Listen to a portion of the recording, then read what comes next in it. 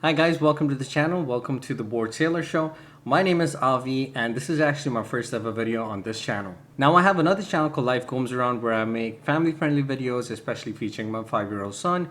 We talk about travel, we talk about food, we talk about the adventures and misadventures of life. But I wanted to make a channel where we could talk about some of the social media controversies out there, especially with YouTube, Facebook, TikTok, and other social media platforms and creators. But before I get started, I wanted to make a request to all of you. To the social media content creators that I'll be covering on this channel, please do not go after I make the videos to their channels or to their social media platforms and spread hatred or call them out or say anything negative. If they are bad for what they do, they'll get what they truly deserve, but I don't want any of my followers, any of my subscribers to go out there and say bad things to them at all. So with that being said, I really wanted to hit big. And again, I didn't know who to actually cover today until I stumbled upon a video by John Swan. I'm going to put a link to his video down below. But he actually was covering this social media content creator called Suzy Lou. Now, as of the making of this video, Suzy has 367,000 subscribers. So not a small number by any chance. She is an influential YouTuber, so influential that she was actually featured in last year's YouTube Rewind. And if you know anything about the YouTube Rewind, they actually include only the influential YouTubers in that. So it is a huge feat for her. That is something that she will carry on forever. But another accomplishment that I actually saw that impressed me as a new YouTuber was that she actually, as of this date, made 2,971 videos. That is amazing to me because she actually has more videos on her platform than I have subscribers on mine. So Suzy, kudos to you. Kudos on all the hard work and the consistent effort that you have put towards your videos and to the creation process. Now, I won't be showing any of the clips of Suzy Lou's videos on this one because I do not want my video to be copyright striked. Suzy has been known for copyright striking videos and copyright striking content creators who speak negatively about her or speak about her in a manner in which she does not like to get represented.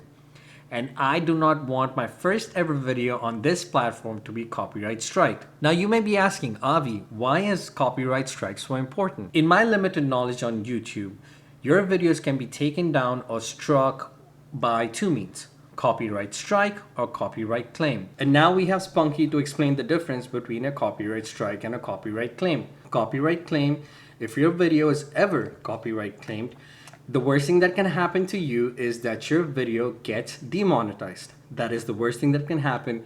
Your YouTube is still in good standing. The only thing is you don't get to make money of that certain video. Now, copyright strike, on the other hand, is far worse. If your video gets copyright struck, it actually goes against your YouTube channel itself.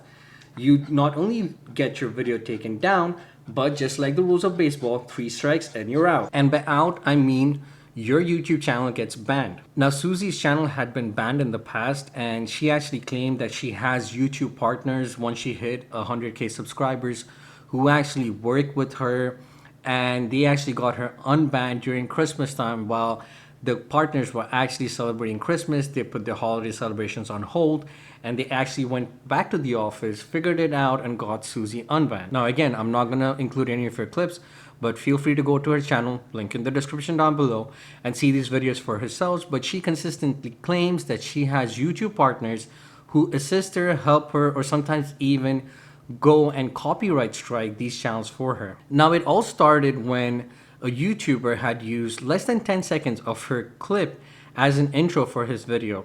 John Swan then actually made a video on it explaining why the YouTuber got banned and actually just said that it wasn't fair.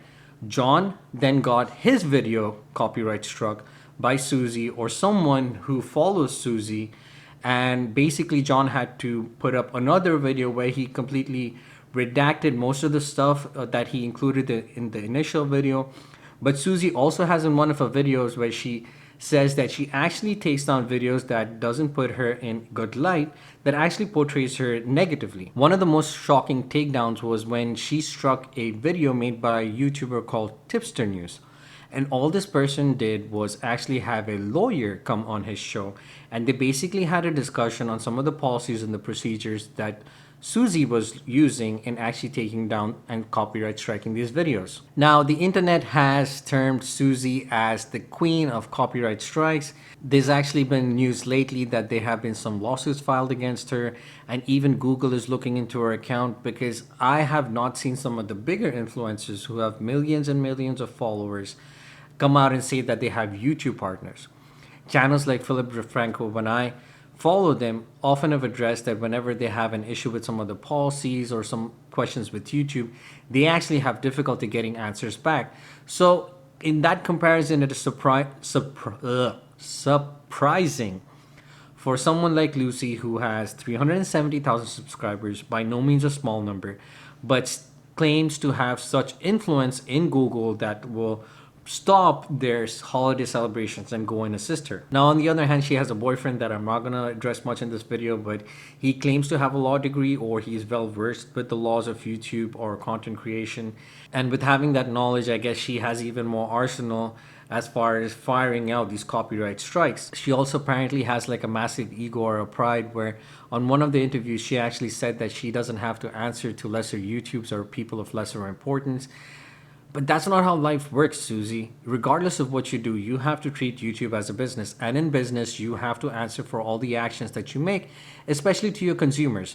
Now, your consumer might be one person, your consumer might be 100,000 people, 200,000 people, or maybe in the future, millions of people. But you have to understand one basic rule of life. Every action that you take has consequences, regardless of how many followers you have, and you have to answer for your actions. Now, the fact that you were featured in the YouTube Rewind video of last year, or that you have a YouTube partner who works for you, who assists you, aids you in all these copyright strikes, and somehow you have this feeling that now you're immune to everything, is absolutely false. And I hope that you understand the consequences of the actions that you take and the decisions that you make, and how it not just affects you but everyone on this platform. And the most ironic part is that you yourself make reaction videos.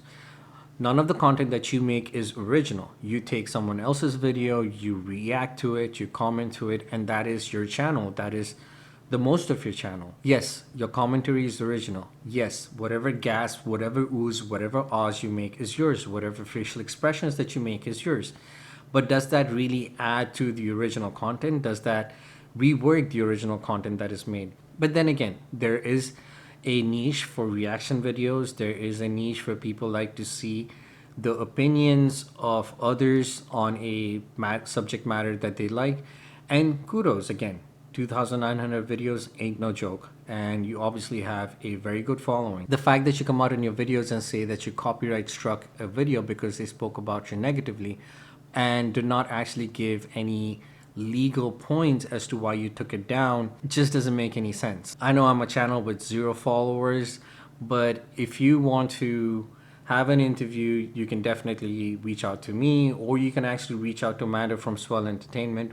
I think she will be a better person as far as having a conversation with you and clearing the air and clearing some of the issues that you've been having. But then again, if you want to talk to someone the least influential person in this YouTube space, definitely reach out to me. I'm going to put my email in the description down below.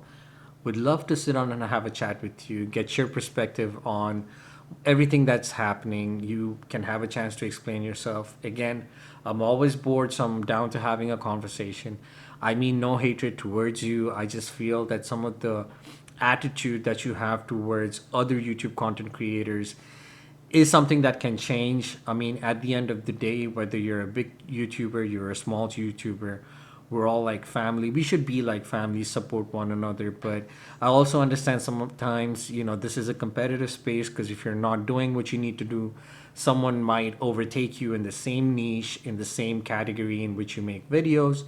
But I just wish your attitude right now, as far as with everything, especially how you're striking videos down, is something that you can reevaluate. If you don't like somebody talking about you a certain way, if you don't like your videos being used, if you don't like your clips being used, maybe you can DM them, have a conversation, rather than using your YouTube influence and your YouTube partners to actually strike channels. Because again, when you strike a channel, you're actually hurting the livelihood. Because you have to understand this, Suzy, whatever decisions you make in striking down channels affects not you, but affects the channels in the long run. Because God forbid, if their channel gets banned, then they probably lose the only source of financial income. Sometimes YouTube creators give up their full-time jobs and they focus on YouTube. I would love to do that at some point, and I would be devastated if my channel got struck, because I'm leaving probably a stable job and putting myself out there, taking the risk and relying on YouTube, making videos. And if someone strikes that down for no malintent from my side, then it really would break me. So you really have to understand the consequences of the actions that you take. It's better to have a conversation than escalating something into a bad consequence. So that's it, guys, for this video. Thank you for taking the time and watching this video. For those of you who might be wondering why I named this channel The Bored Sailor Show, well, I'm always bored, so YouTube is my cure for boredom. All the social media content creators and all the videos that they come out with help me pass my day, not just for me, but for my entire family. As far as the sailor part, I'm actually a United States Navy veteran. As you can see, I served in the United States Navy from 2008 to 2012, active duty. Best time of my life. I'm going to make a video on that soon, so wait for that one. But in the meantime, thank you for watching this video. Leave a like, comment, subscribe, support this channel as much as you can, and I'll see you guys soon.